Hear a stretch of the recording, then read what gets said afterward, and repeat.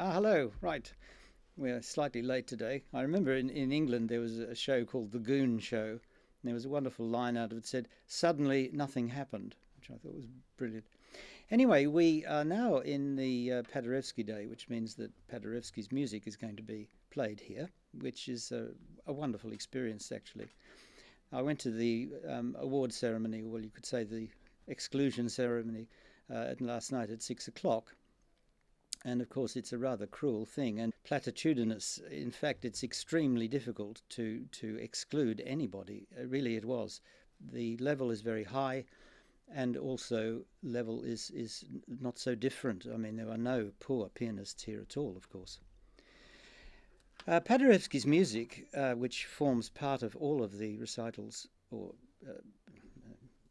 collections of music today, are always unusual for people who haven't heard a lot of Paderewski. I mean, Paderewski was not really performed very often.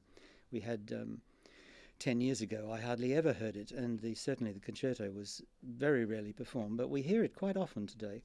So in my talk, little presentation this afternoon, I'll be talking a little bit about Paderewski. But first of all, I'd like to go back to yesterday afternoon, because there were a number of things that I'd like to draw attention to. The first person was Gen Li from China, who was playing a Fazioli instrument. And he chose an interesting work by a contemporary American composer, Lowell Lieberman.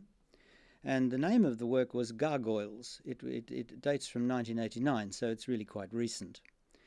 What are gargoyles? Well, if you've ever been to at churches in Paris, you'll see them, that sort of thing. And Lieberman thought it was amusing to mix tonal harmony, which was I suppose, the actual face itself, and some of the avant-garde. Now, I mean, you may not even remember or even know what avant-garde was. I remember it, of course, because we were right in the middle of it in the 1970s. The avant-garde was something that was pushing the boundaries of art, composition, in painting, literature, all sorts of things like that. So we're going to hear a little bit of these gargoyles. We can't see them, unfortunately, but we can certainly hear them. And this is an excerpt by Gen Li from China, who's playing a Fazioli instrument.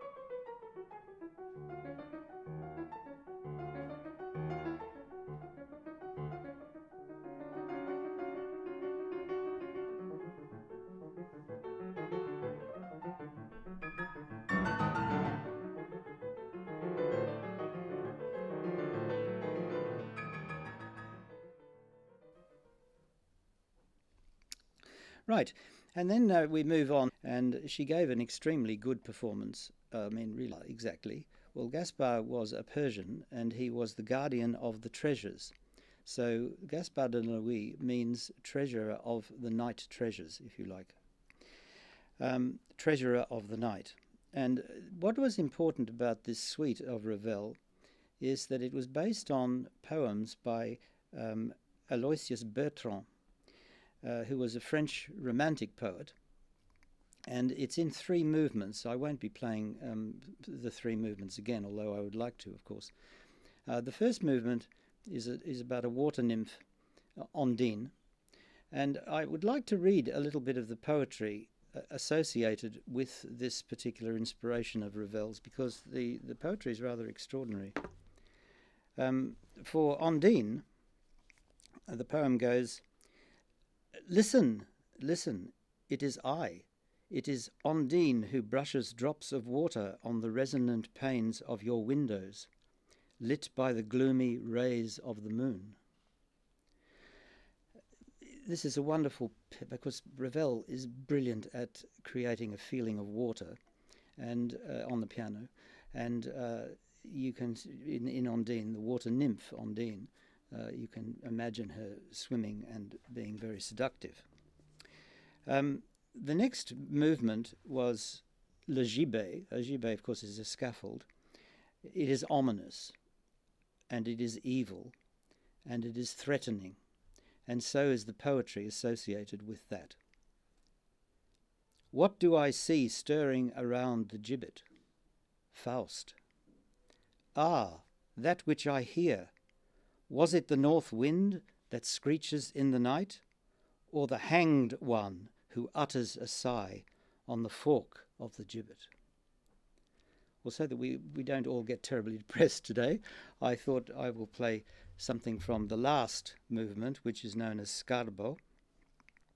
And scarbo is a type of grotesque figure who comes in the night and terrifies young ladies, generally speaking. This is the poem. Oh, how often have I heard and seen him, scarbo, when at midnight the moon glitters in the sky like a silver shield on an azure banner strewn with golden bees. How often have I heard his laughter buzz in the shadow of my alcove, and his fingernail will grate on the silk of the curtains of my bed. Wow. So this was the French Romantic poet. Of course, he was French, and of course that explains everything. So what I would like to now is play a little excerpt of Daria Kiseleva, who played this scarbo fantastically well, and it was full of this feeling of this grotesque figure in the bedroom doing God knows what.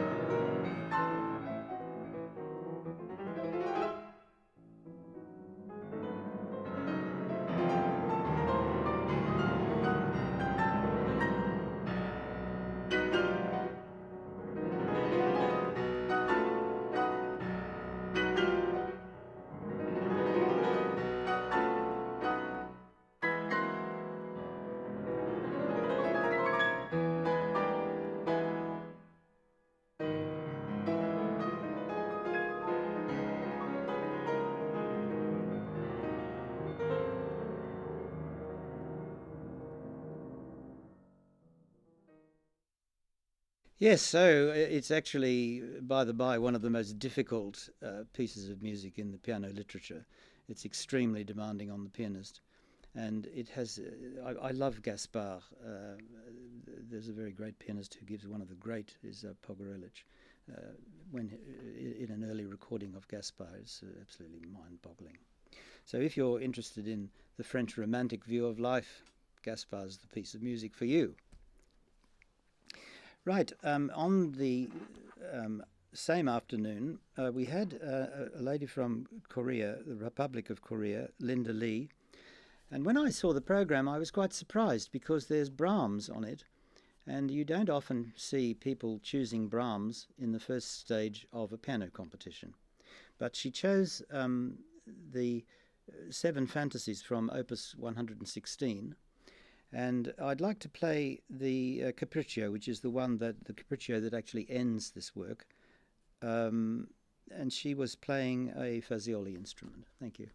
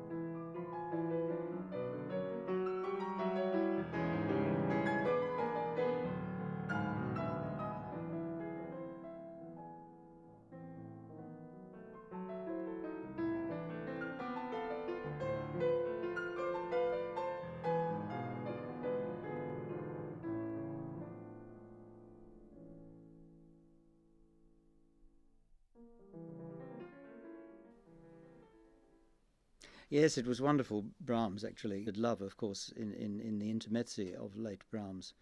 And I think you have to be quite an emotionally mature pianist to invest it with your experience of life.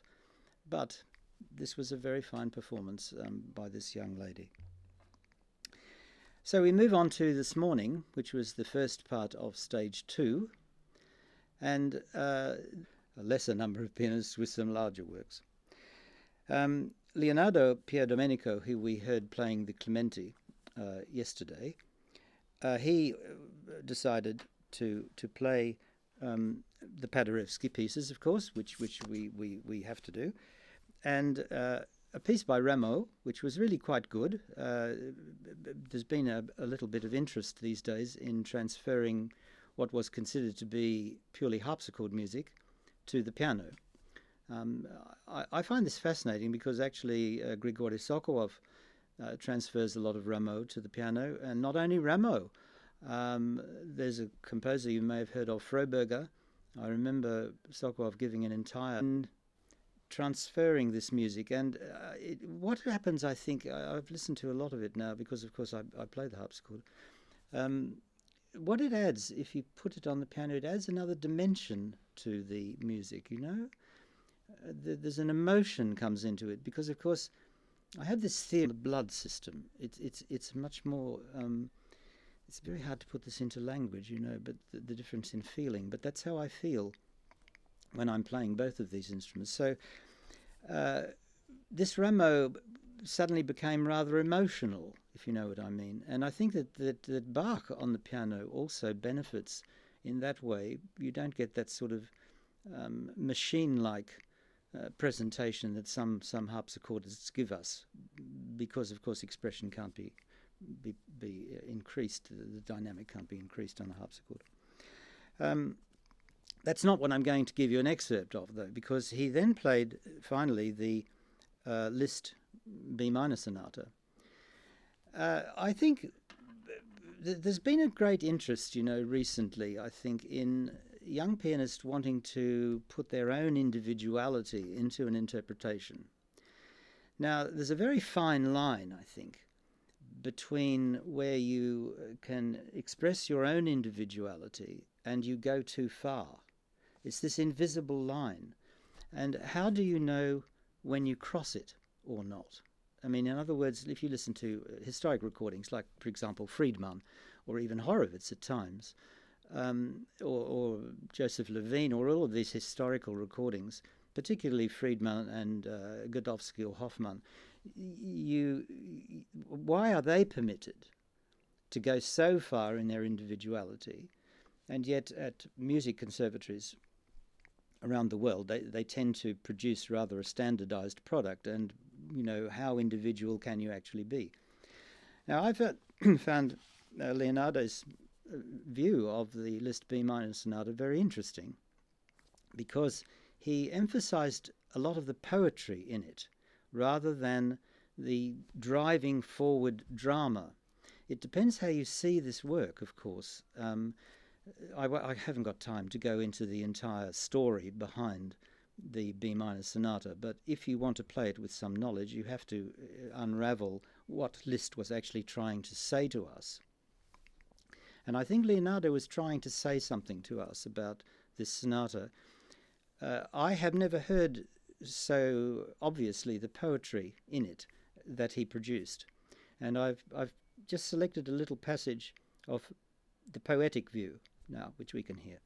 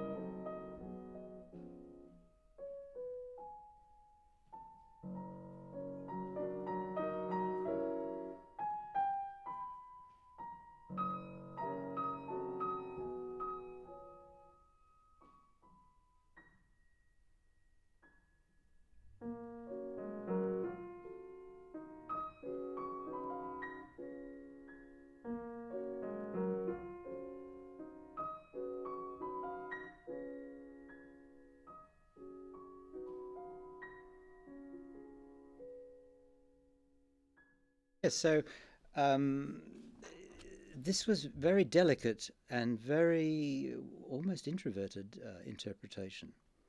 But you know, it connects in a way which something that might surprise you. I was reading about the way Liszt actually played, and Liszt didn't really play the way we imagine this wild creature with the hair and all the women collecting his gloves and his tears and the pianos breaking and him bringing new pianos from the wings and all of this sort of incredibly theatrical Hollywood approach.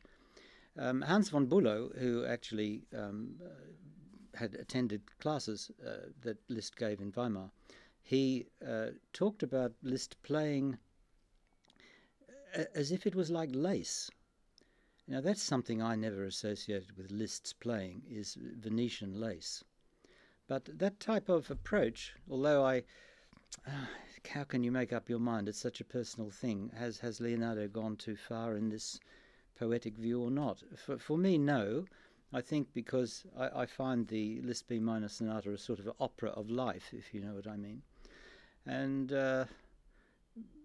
I think you should be permitted to go to express your own view of these works. Freedom to do this. However, this is a question which you can cogitate yourself and perhaps discuss with your friends.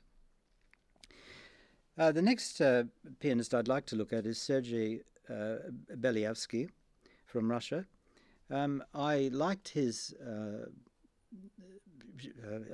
Paderewski very much, particularly the Polonaise and his mazurka. Paderewski is very difficult to play, you know. He has a sort of idiom which is not easy to grasp, and I think it's because there is very little experience in playing Paderewski, because, as I said to you earlier, his music is only really, in the last few years, I would say, achieved this sort of revolution and exposure. Some of it's absolutely wonderful, the Nocturne, for example. Some of it is really very academic, like his sonata. But the Polonaise is really super, and I think that Belyavsky managed the mazurka in a very idiomatic way, and everybody I spoke to was rather taken by them. So let's listen to both of these.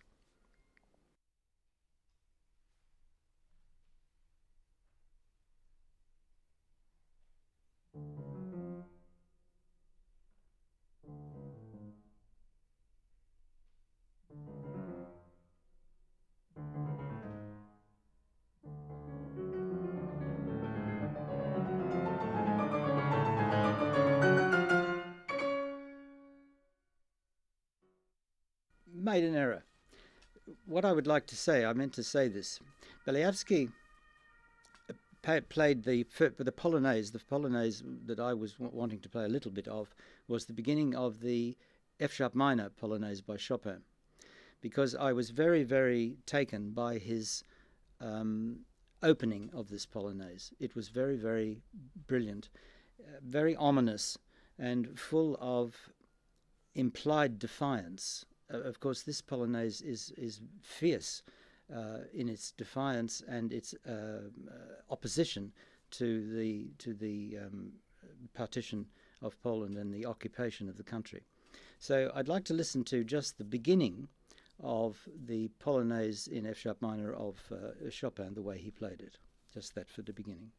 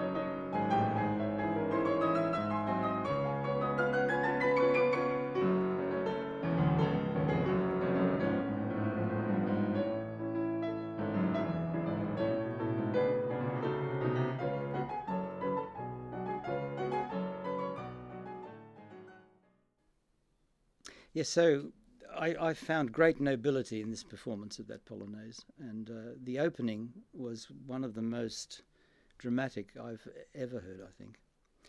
Right, let's then now go on to the mazurka from the Paderewski.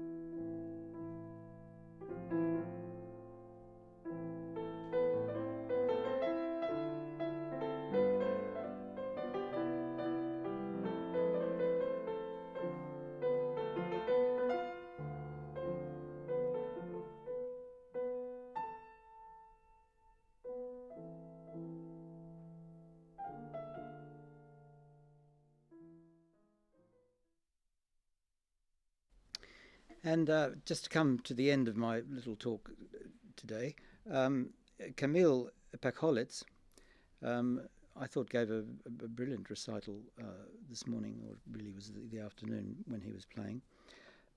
He played on a Steinway, and he chose to play the Brahms Sonata No. 1 in C major, apart from, of course, his Paderewski, and a very nice piece by Samuel Barber, which I didn't know very well, which was a nocturne. The Brahms, this sonata was actually published as if it was Brahms' first sonata, but actually it wasn't. The one number 2 was the first one, but he was worried that the quality of his first sonata, which was number 2, was not quite as high as this one, so this was the one as published as number 1. So I'd just like to finish then with an extract of Pakholets, Kamil Pakholets, playing this extract from the Brahms.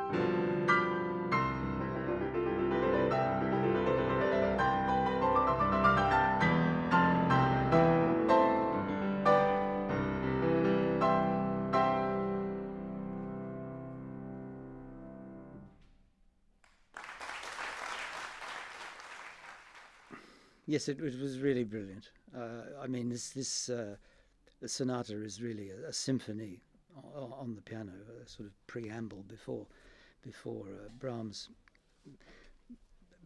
his symphonic writing. It was absolutely magnificent, and he played wonderful Paderewski, but I don't have the time to play for you, and the barber was also remarkable.